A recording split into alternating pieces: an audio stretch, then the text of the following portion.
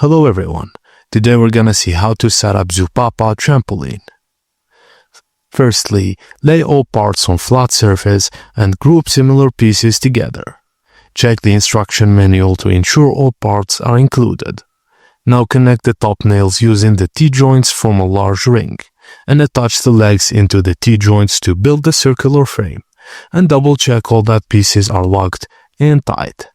Place the mat inside the frame and use the spring tool to connect springs. Start with 4 opposite points, then fill in the remaining springs evenly around the circle. This keeps tension balanced and avoids wrapping the frame.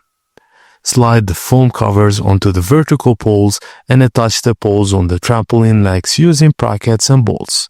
Stretch the netting over the poles and zip it shut. Secure the spring cover pad over the springs and frame and hook on the other ladder to slide the frame. Insert the wind stakes to anchor the trampoline to the ground. And that's it, guys. Thank you for watching.